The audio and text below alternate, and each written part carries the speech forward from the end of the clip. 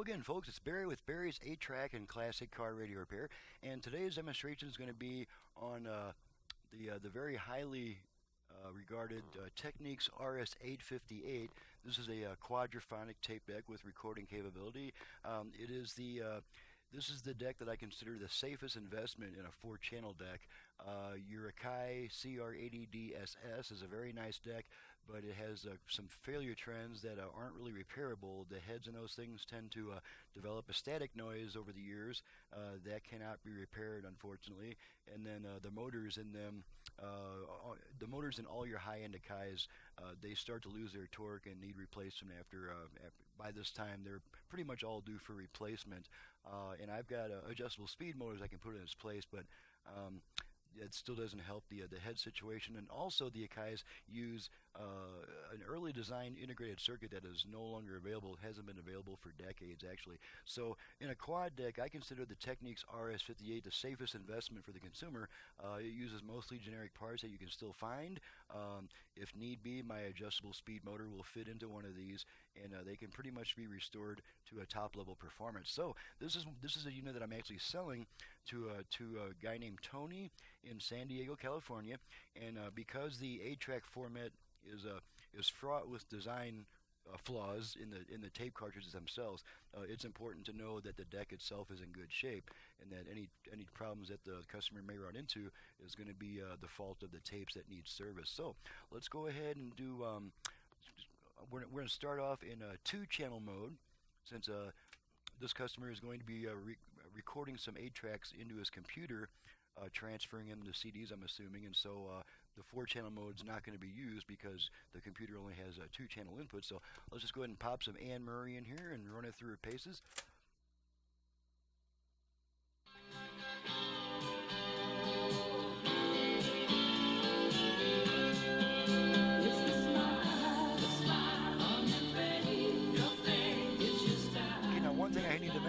Is this deck does not automatically switch over between 2 and 4 channel.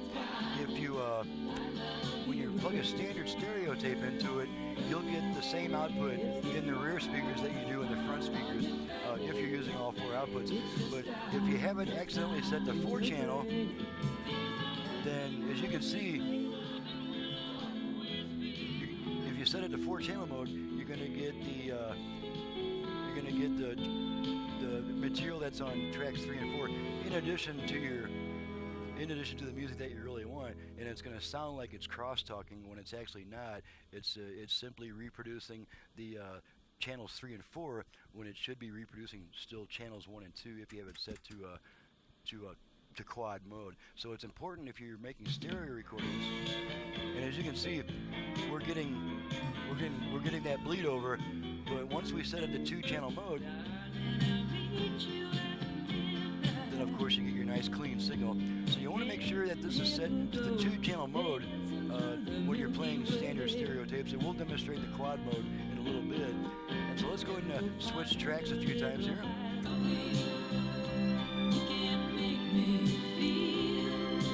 We're going to switch to our output level meters. I don't have that camera activated at the moment, so we won't do that test just yet.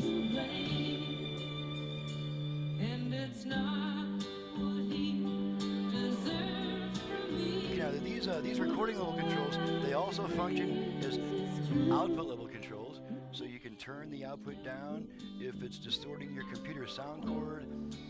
A lot of computers don't react too well to the output of an 8-track because the sound card distorts a little bit early. But on this one, you can actually turn your output levels down. Okay, so we'll turn them back up. Switch tracks a few more times. And actually, you know what? I think we're pretty close at the end of the song, so this is a good time to check and make sure that our heads are properly aligned, to make sure that we're not getting any bleed over between songs from other tracks. So we'll just let this go ahead and play through the song.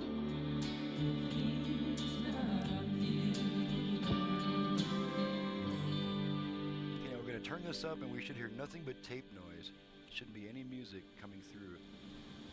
And that's what we've got. We got just tape noise, and there's no bleed over from any other tracks leaking through, so that's good. You can go switch tracks a few more times.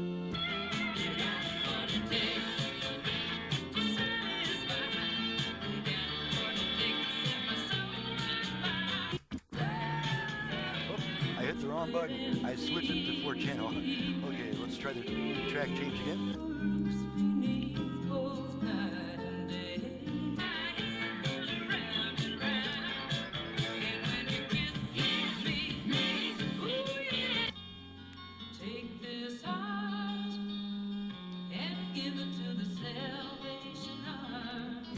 Okay, now I've got this switch set to continuous play. It also has a Panacek feature, which after track 4 finishes playing, it'll automatically eject the tape. So let's test that function. Okay, we're on track 1 now. 2, 3, 4. Now the next press should eject the tape. Okay, and there's our tape ejected at the end of track 4. That makes it easy to find the splices and find the beginning of the tape if you so desire to do that. So we'll put it back on continuous play and just run it through a few more tests here.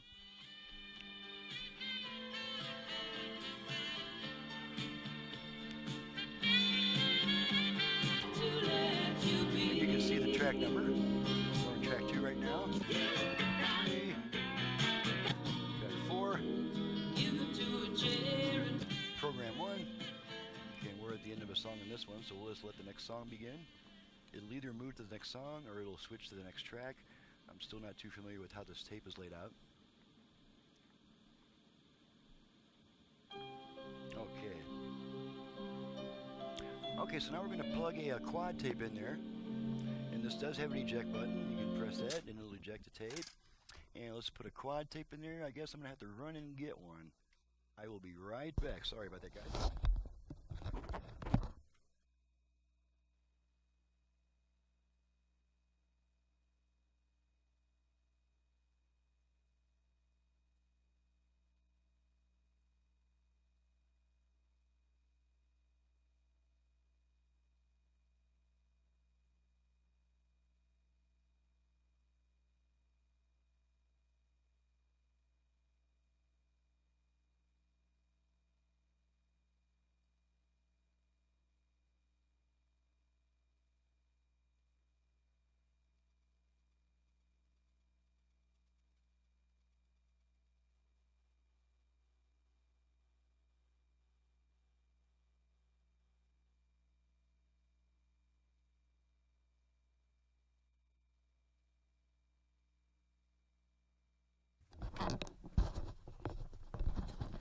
Okay, I again apologize for the inconvenience. This is an actual quadraphonic tape, so we're going to move our channel selector to 4-channel mode. That's this little button on the right here, and we're going to plug this in. Now I have all 4 channels, front and rear. They're all patched into my recording system, so you'll hear everything.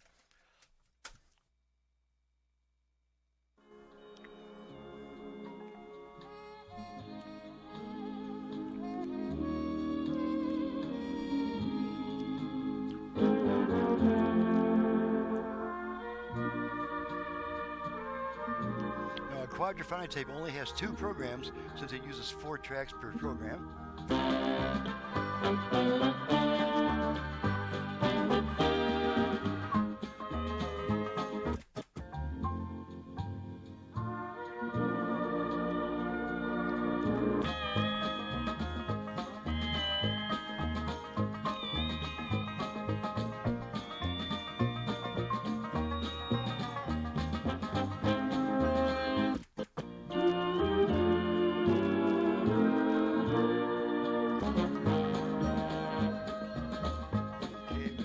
That tape, and so that verifies the performance of the unit.